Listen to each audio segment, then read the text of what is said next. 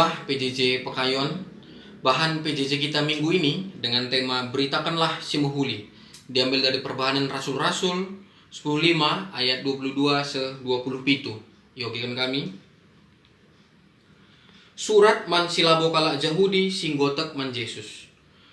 Jenari ersada arih rasul-rasul, pertua-pertua, raskrina ngawan perpulungan, guna netapkan utusan si berkat ras Paulus bagi pe Barnabas ku Antioquia.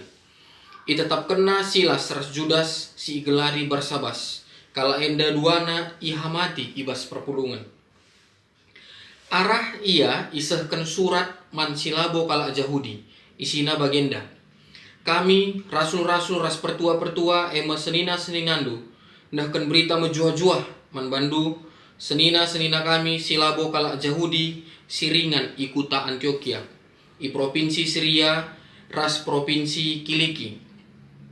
Ngoi bagi kami berita makalit piga-piga ibas kami nari silabo isuruh kami nusahi ukurndu janasi erbahanca gulut akapndu alu pengajaranna.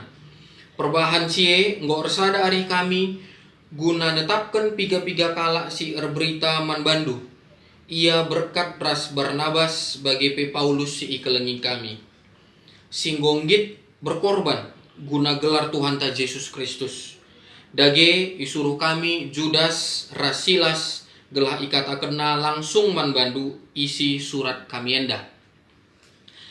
Tema kita beritakanlah si Muhuli atau kabarkanlah kebaikan, dengan subtema teknologi informasi TI guna ras tujun. Kalau kita kembali ke konteks bahan bacaan kita hari ini, bagaimana Kisah Rasul 15 adalah satu pasal panjang tentang perkembangan Kristen. Ada orang Yahudi yang sudah jadi Kristen dan ada juga orang non-Yahudi yang sudah jadi Kristen berkumpul dalam satu kota. Ada banyak perdebatan dengan tradisi masing-masing. Yahudi menganggap sunat perlu, aturan makan perlu. Bagi orang yang non-Yahudi, mereka pikir itu nggak perlu. Perdebatan ini menjadi batu sandungan di tengah jemaat, sehingga dibuat sidang jemaat, disepakati bahwa yang paling penting adalah iman kepada Kristus dan silakan ikuti tradisi masing-masing. Nah, bagaimana menyampaikan hasil sidang ini kepada jemaat di luar Yerusalem? Salah satu bagian yang kita baca ini adalah bagaimana menyampaikan ke Antioquia, kirim orang bersama-sama Paulus Barnabas yang keliling untuk pelayanan dan juga kirim surat. Saat itu, itulah metode yang paling efektif, kirim surat. Jadi bicara teknologi informasi memang tidak pernah kita jumpai dalam Alkitab karena itu belum muncul ketika Alkitab ditulis, tapi prinsipnya sama. Bagaimana pelayanan bisa berjalan dengan efektif, efisien, pakailah cara itu. Nah, konteksnya saat ini seluruh dunia, Indonesia, gereja ada banyak perdebatan. Perlukah ibadah bersekutu bersama dipertahankan atau mengikuti anjuran pemerintah ibadah rumah masing-masing? Dan akhirnya kita putuskan sama-sama ibadah di rumah masing-masing. Karena salah satu tanggung jawab gereja juga adalah patuh pada pemerintah, khususnya untuk hal-hal yang krusial seperti penyakit yang disebarkan oleh virus ini. Di mana di Korea bahkan gereja menjadi salah satu pusat penularannya. Tapi kami kembali melihat lagi bahwa selalu ada blessing in disguise, berkat tersembunyi di tengah-tengah gangguan. Salahkah beribadah di rumah masing-masing? Tentu tidak. Bahkan, bukankah jemaat mula-mula juga beribadah di rumah masing-masing? Dan ini kisah Rasul. Kita kembali diingatkan bagaimana jemaat mula-mula bertahan, mempertahankan iman mereka di tengah banyak cobaan dan aniaya, bahkan penderitaan fisik. Dan kita belum sampai ke situ. Apa berkat yang tersembunyi itu menurut kami? Yang pertama adalah kita semua Kristen jadi makin peduli sekarang dengan persekutuan. Di masa-masa dilarang beribadah ini, kita justru makin peduli. Bahkan kita merindukan, ada banyak orang yang sayang sekali ibadah gereja ditiadakan. Yang kedua, kita makin paham bahwa ibadah menembus dinding-dinding gereja dan tidak ada yang bisa menahan ibadah orang di rumah masing-masing.